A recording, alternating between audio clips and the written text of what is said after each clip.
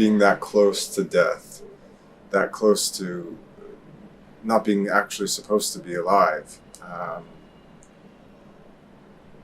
That second chance that I got, that's what stays with me. So who are you then? Who am I then? Who am I anyway? Am I my resume? I'm James. I'm an actor from New York, and I'm doing a play in the West End. Great. This is my play. Give me a brief summary of what the play's about. The play is about it's the intersection between race and sexuality, given the history of slavery in the United States, but also around the world. And the play jumps from the times of slavery to modern times, and how interracial couples work today, and the traumas that's carried from their own bodies from the past, the privileges that our own bodies carry in the present day society, and how those all intersect with each other. From off-Broadway to Broadway, and now London here. So it's been a 6-year relationship, long-term relationship. So where did you grow up? I grew up in Allentown, Pennsylvania.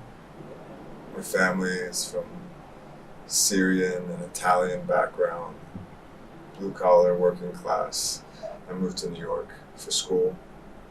I went to an acting conservatory, and after my first year, I got kicked out of school.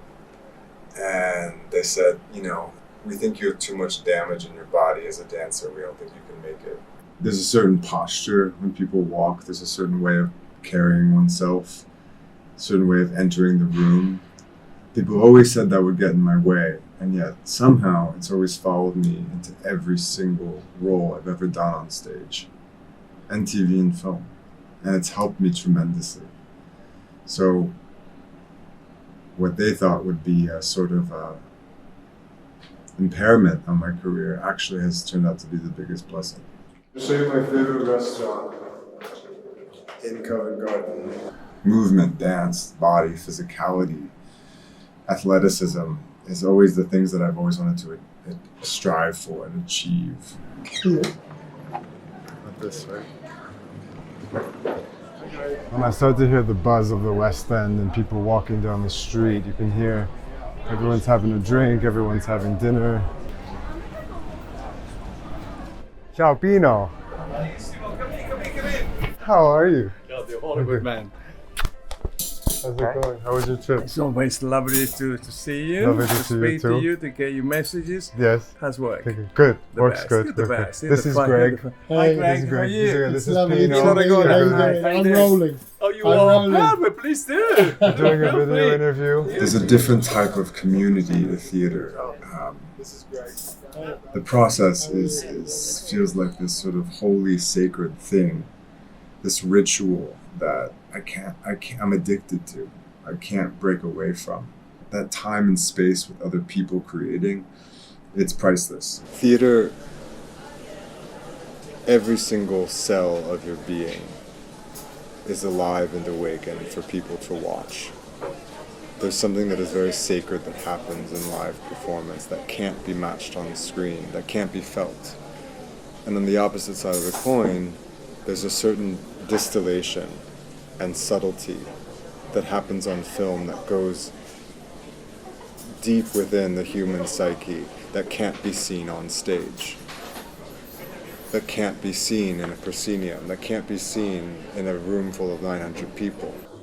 After vocal warm-up on stage, I then come up here and grab my weights and get a bit of strength within, get the blood flowing, a little bit of pump to the body, just to wake up a bit. A few push-ups. What do you call them here? Push-ups? Push-ups? Okay. It's almost curtain. Almost time to warm up. Do you get nervous? I do sometimes. You know what I find, because I've done this play before, I get nervous if my loved ones and friends are out there. I come to the theater probably 3 hours before the curtain. I need about a half hour alone after I warm up. vocal warm up. I come up here, I meditate, I listen to some music, and then I go downstairs 5 minutes before curtain, and I have to peek out in the corners of the stage to see who's in the audience. And that's not that it's going to change my performance in any way. I just want to know who's out there. It's a bit of an awareness, but it's also a sort of reverence, a blessing of them. Okay, I'm playing to them tonight. And curtains up. When you leave a show at night, when you leave that ritual and you leave the stage door and you go home at the end of the night, there's something in your body that is a feeling of tremendous sacrifice that feels good.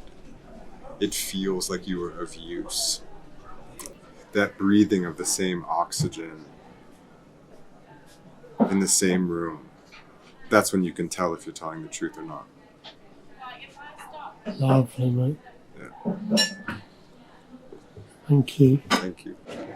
Now at the Standing stage in the door. culture room. I gotta go to work.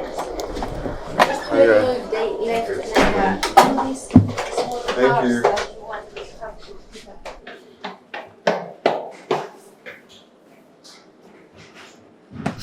See you, man. Thank you. Bye.